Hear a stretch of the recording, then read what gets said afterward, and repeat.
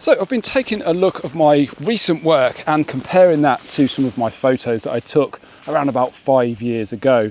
I'm kind of looking at my strengths and weaknesses between those two time periods.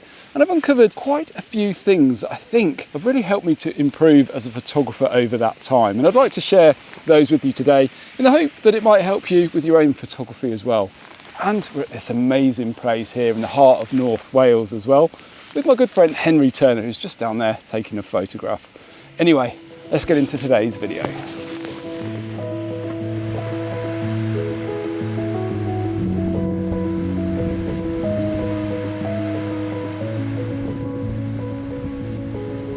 One thing I've really come to appreciate over the years is how important tension can be in a landscape photo.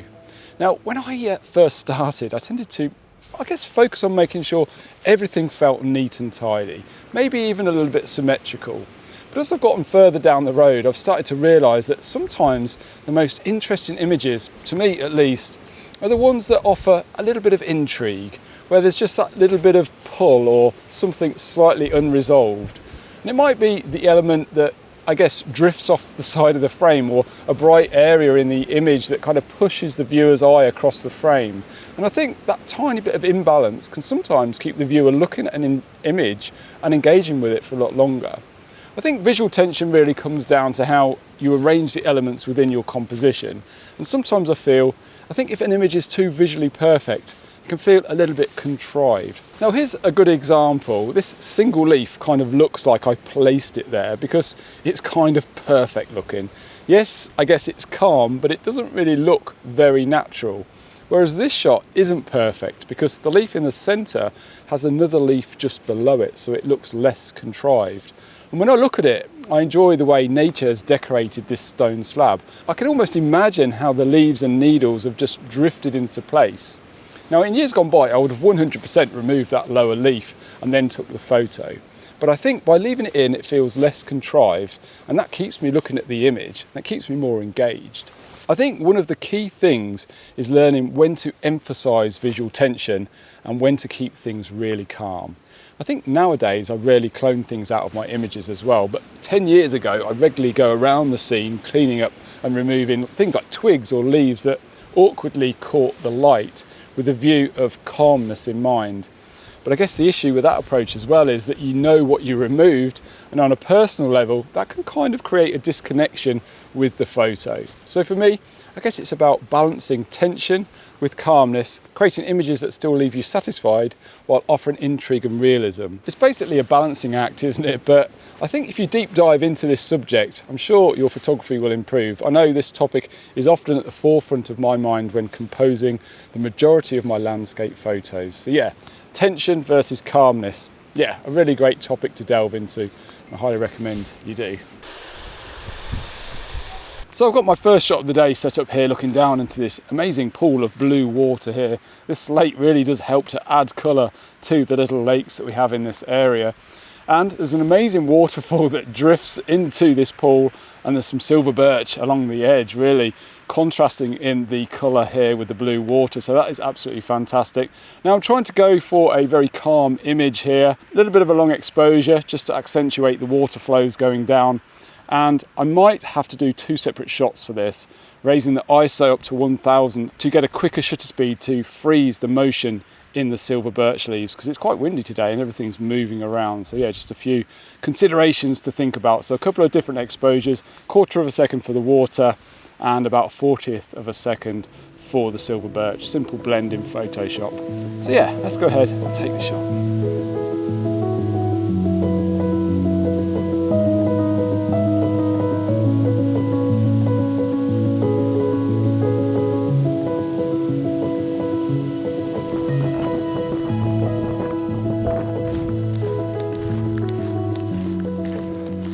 So I waffle on quite a bit about shooting with intent because I feel it's more rewarding, and ultimately I think that's what most of us want from our photography, isn't it?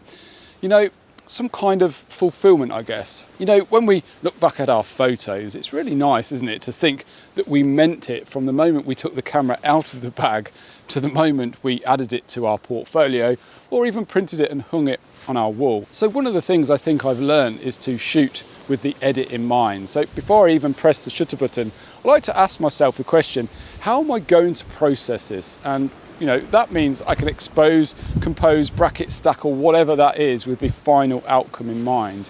When I first started, I would just like take the shot and kind of sort it out later, which would often lead to frustration. But by just taking a moment to consider things like your crop ratio, is it colour or black and white? Is there a simpler version within the scene that could make a cleaner composition? There's lots of questions, you know, to ask yourself at the time of shooting. Oh my word, this wind. That can make the process more intentional and the edit more pleasing.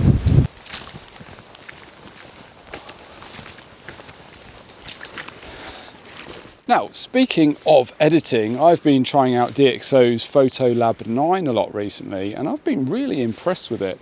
They're also the sponsors of this week's video as well, and I think there are a few key features that really set it apart from other post-processing software on the market. First off, it's not subscription based, it's a one-time purchase, which I know a lot of photographers, you know, really appreciate. The control panel is simple as well, and it's really easy to learn and makes editing your raw files really enjoyable.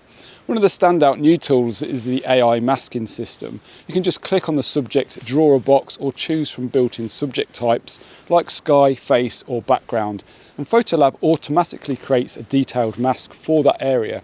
It's a huge time saver compared to brushing everything in manually. You can then use those masks to apply selective edits, such as denoising and sharpening, which is perfect for wildlife or low light shots. For example, you can reduce noise in the background while keeping detail and texture on your subject.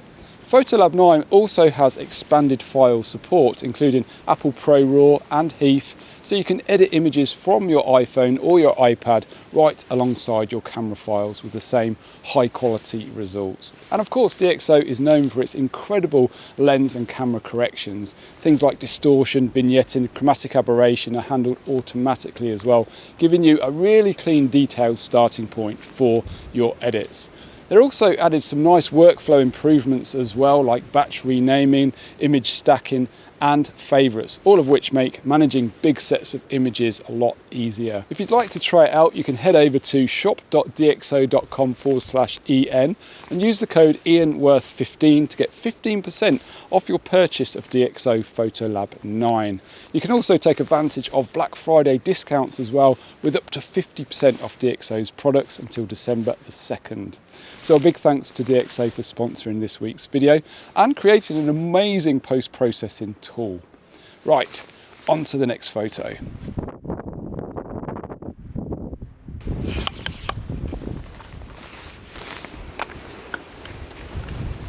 So we've just come into this old quarry building and I found a really nice silver birch tree right in the corner that's growing inside, and I think it makes a really nice focal point for this composition.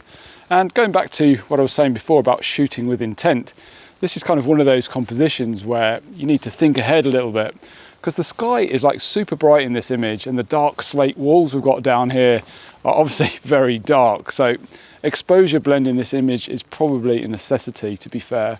So another thing I've got going on here is obviously the wind movement, the motion in the leaves. So again, that's something I need to take into consideration. Do I show the movement or do I freeze it?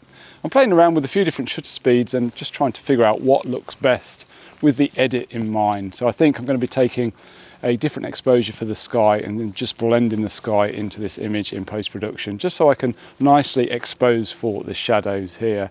So currently I've got a 40th of a second in here to get the tree nice and sharp and also exposed for the shadows, and then a much quicker exposure for the sky, just reducing the exposure, the luminosity in the sky and showing the texture in the clouds, and a little bit of rain as well moving through the image. So I think that works quite well.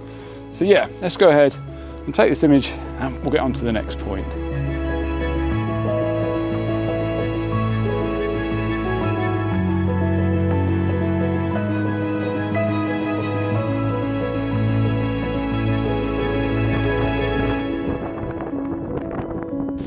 So in case you're wondering where we are, this is Dinorwic Quarry here in Snowdonia, and it's a place that Henry and I are bringing our workshop participants this year on our autumn photography tour here in North Wales. So yeah, we're just basically scouting ahead of that actual tour. So yeah, it's a place we know very well, but we always like to check the conditions before we bring other people to a location, just to make sure everything is okay. We've had a lot of rainfall over the last few days, so it's really important to make sure everything is nice and safe for everybody.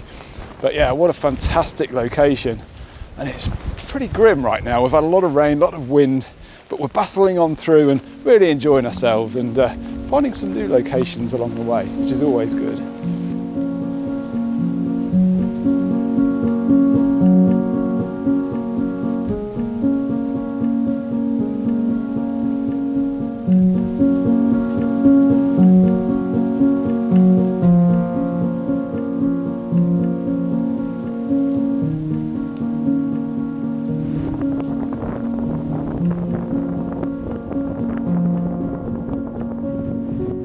Another key point for me in seeing how my photos have improved over the last 5 years or so is developing a relationship with a location. Now, if you're a travel photographer, for example, this might be a little bit difficult because you're obviously moving from, say, one place to the next in, quick succession. And I guess you're just trying to make the best of each location. Now, of course, I enjoy visiting new places as well, but typically on that first visit, my expectations are very, very low. I think you have to be incredibly lucky to get a portfolio shot on your first visit to a location. I guess, of course, it happens, but the chances are fairly slim. So yeah, I guess building a relationship with the landscape can definitely help you to achieve better photos, which is why we're here today. But I guess, as well, the more you visit the spot, the more you see and the more opportunities are presented to you, and you're more likely to get great conditions. So yeah, returning to compositions is something I definitely do a lot. I've done a lot over the last 5 or 10 years and will continue to do so going forward, which is again why we're here. We're here taking some shots and compositions that I've worked on in the past, and also looking for new ones as well to share with new workshop participants in the future as well. So yeah, getting to know a location is absolutely key, I think, especially in a vast area such as this.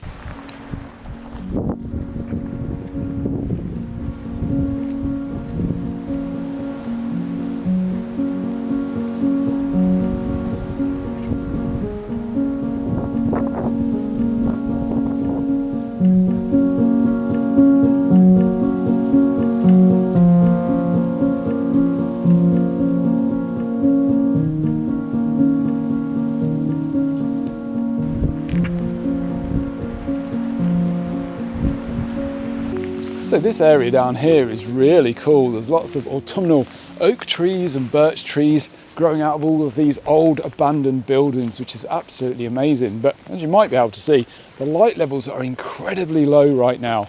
And yeah, it's making photography quite difficult. We're still about 3 hours from sunset, but yeah, lots and lots of cloud about today, reducing the light levels. But yeah, what an incredible place this is. I just love it every single time I come here. Just walking around, exploring these old abandoned buildings with the trees growing through them.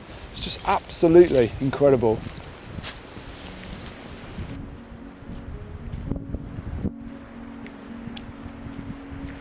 So another thing I've learnt over the years is that the moment I stop experimenting, my photography starts to plateau. Now right now I've set myself a bit of a new challenge. I'm starting to explore wildlife photography alongside my landscape work.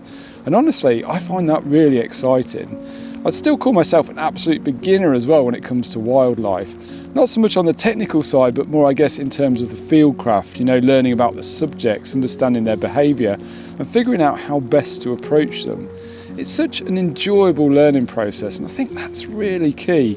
Keeping things alive by trying new things, experimenting. It keeps you curious, doesn't it? It keeps you motivated, and it can only make you a better photographer in the long run. So yeah, I'd say experimenting is absolutely essential.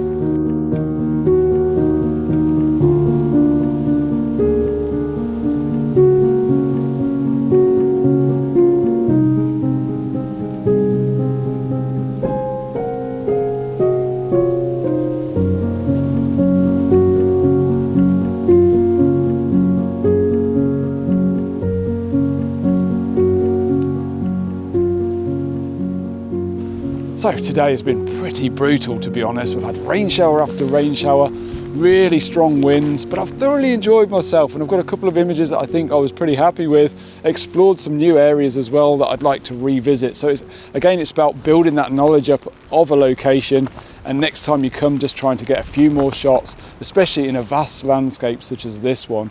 There's so much more here that I just haven't even scratched the surface of this area. But anyway, I do hope you enjoyed this week's video. I hope you got some value from it in some way, or maybe found it a little bit entertaining. If you did enjoy it, you might like the one that's up here, and also on the other side is my store where you'll find things like my presets and also my ebook on composition. But anyway, until next week, take care, and I hope to see you again very soon.